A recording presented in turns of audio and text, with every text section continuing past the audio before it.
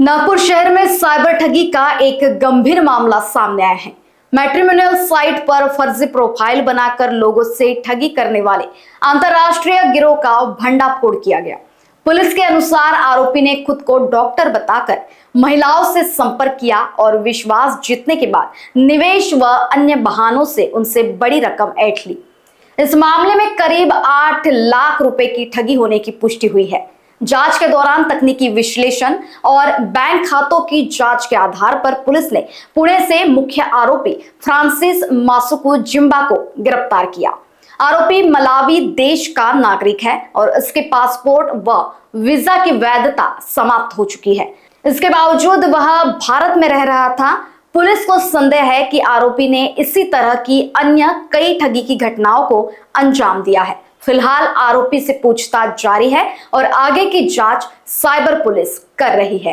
Nagpur cyber police ठाण्याकडे गुन्हा number 107/25 हा दाखल असून सदरचा गुन्हा हा मेट्रोमोनियल फ्रॉड चा आहे। यामध्ये जी फसवणूक झालेली व्यक्ती आहे ती उच्च पदावर FSL येथे कामाला असून त्यांनी आपल्या लग्नासाठी मेट्रोमोनियल साईटवर त्यांचा बायोडेटा अपलोड केला होता। तर सदरच्या बायोडेटाच्या अनुषंगाने त्यांना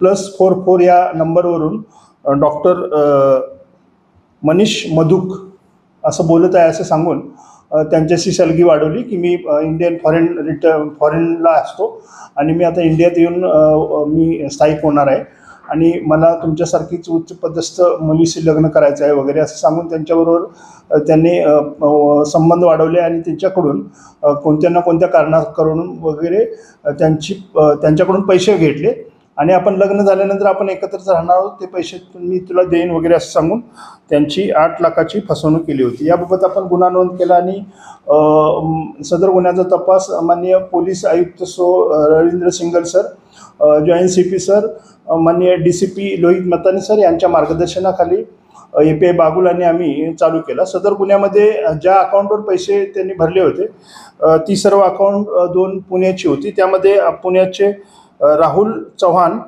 आणि मोहम्मद फहीम शेख या दोघांना आपण ताब्यात घेतलं आणि तसंच त्यांच्यासोबत एक फॉरेनर मालविया देशाचा फ्रान्सिस झुंबा हा मिळून आला। तो पुण्यामध्ये त्याची 2024ला पासपोर्टची तसेच विजाची सुद्धा मुदत संपल्या असताना सुद्धा तो पुण्यामध्ये बेकायदेशीर वास्तव्य करत होता आणि तो बऱ्याचशा अनलिगली कामामध्ये तो सक्रिय सहभाग होता त्याचा।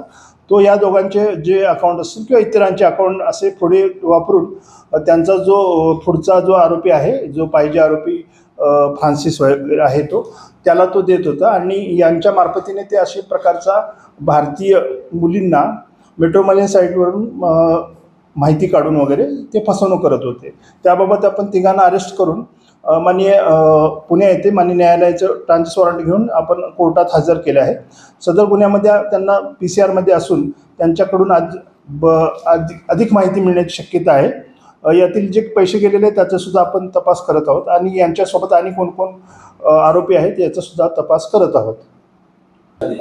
यामध्ये तिन्ही आरोपींना जे फॉरेनर फ्रान्सिस झुंबा याचा सुद्धा आपण त्याचा विजा आणि पासपोर्ट एक्सपायर झाल्यामुळे आपण फॉरेनर ॲक्ट वाढ करून सदर तिन्ही आरोपींना 4 दिवसाची पोलीस कस्टडी मान्य न्यायालयाने दिली आहे। आता ते पोलीस कस्टडीमध्ये असून सदरच्या गुन्ह्याचा तपास आम्ही करत आहोत। लोकवाहिनी मीडिया के लिए विशाल बंबड़वार, नागपुर।